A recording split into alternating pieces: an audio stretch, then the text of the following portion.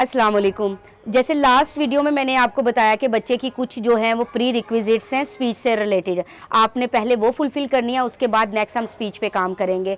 जो अगर आप घर में उसके सारे बिहेवियर प्रॉब्लम भी सॉल्व हो गई हैं बच्चे के अंदर और आपने डिफरेंट ब्लोइंग भी करवा ली है, मसाजेस भी करवा लिए, तो अब आप बच्चे को इमिटेशन स्टार्ट करवाएं, क्योंकि बच्चे में स्पीच तब तक नहीं आ सकती जब तक उसमें इमिटेशन नहीं आती। इमिटेशन की 3 टाइप्स होती हैं, जैसे कि वर्बल इमिटेशन होते हैं, एक्शन इमिटेशंस होती है, थिंग इमिटेशंस होती हैं। जो थिंग इमिटेशंस होती है उसमें क्या करते हैं कि हम डिफरेंट जो है पैकबोर्ड्स हो गए, उसके बाद डिफरेंट चीज़ों को एक जगह से दूसरी जगह अंडेलना होता है।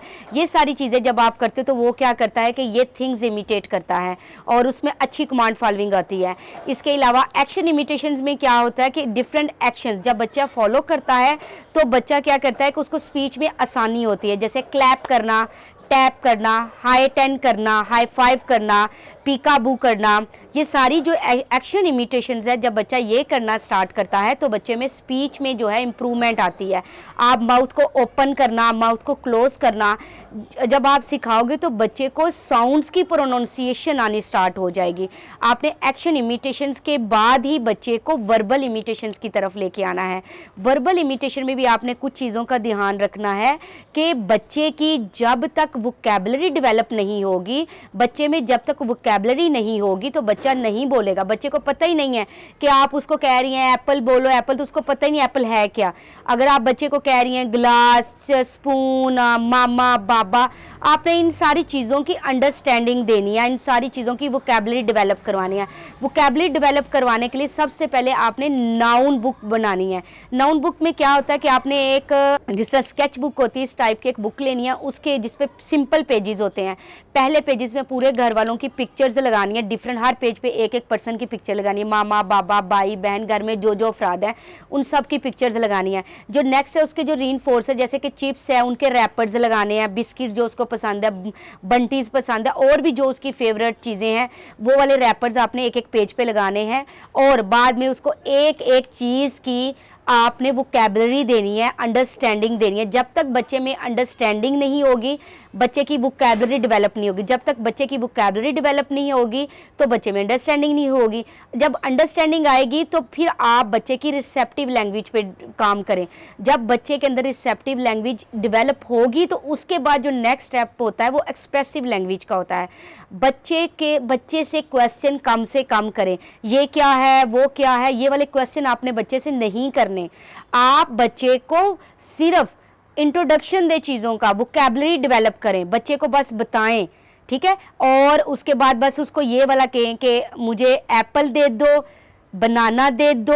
सिंगल वर्ड आपने यूज़ करना है। स्पीच की जो प्री रिक्विजिट्स हैं उसमें सिंगल वर्ड यूज़ करना है, लंबे लंबे सेंटेंस यूज़ नहीं करने, डबल एक्शन वर्ड्स यूज़ नहीं करने, ठीक है। और ना ही उसको इस तरह के सेंटेंस यूज़ करने जो बच्चा अंडरस्टैंड, क्योंकि उनका प्रोसेस जो होता है, बच्चे का प्रोसेस जो होता है ना वो हमसे स्लो होता है। अगर बच्चे का प्रोसेस स्लो होगा तो बच्चा जो है वो चीज़ों को अंडरस्टैंड करने में ज़्यादा टाइम लेगा और उसकी डिस्ट्रैक्शन भी ज़्यादा होती है। अगर बच्चे की डिस्ट्रैक्शन ज़्यादा है तो बच्चा ऑब्वियसली आपकी कमांड भी नहीं फॉलो करेगा और स्पीच की तरफ भी नहीं आएगा। इसलिए आपने बच्चे को सिर्फ पहले साउंड्स को प्रोनाउंस करना सिखाना है, वो भी इमिटेशन के बाद। इमिटेशन जो है वो फर्स्ट कंडीशन है, उसके बाद आपने उसको साउंड सिखानी है। साउंड्स के बाद उन साउंड्स को जोड़ के आपने वर्ड्स बनाने हैं। जैसे एप्पल है, ए की साउंड करवानी है, फिर प की, फिर ल की। उसको बताना कि आपकी टंग कहाँ मूव कर रही है, जैसे ला, पा, बा। ये आपने देखा लिप्स कहाँ ज्वाइन कर रहे हैं, टंग कहाँ मूव कर रही है, साउंड ये माउथ के पहले हिस्से से आ रही है, दरमियान वाले से आ रही है कि पीछे से आ रही है, बैकवर्ड से आ रही है। तो आपने ये चीज़ें फील करके बच्चे को टेबल पे बिठा के सारे बिहेवियर कंट्रोल करके तो आपने उसकी स्पीच पे काम करना है। इसके बाद आपने घर में जो जितनी भी अगर उसको कोई चीज़ रिक्वायर्ड है तो आपने कोई भी चीज़ उसके बोलने के बगैर उसको नहीं देनी। अगर वो पॉइंट कर रहा है तो आपने नहीं देना, अगर वो लेके जा रहा है आपको तो नहीं देना, आपने उसको ट्राई करना है। अगर उसको पानी चाहिए तो आप कहो पानी, पानी चाहिए, पानी आपने उसको याद करवाना है, उसको रिमेंबर करवाना है, उसको चीज़ों को लर्न करवाना है, ठीक है। उसके बाद आपने उसको वो चाहिए, अगर उसको कोई टॉय चाहिए तो आपने बोलना है। सारी चीज़ों को आपने ट्राई करना है घर में से ख़त्म कर दें, छुपा दें, ताकि बच्चे को जब वो सामने नज़र नहीं आएगा तो वो बोलने की कोशिश करे। Thank you so much.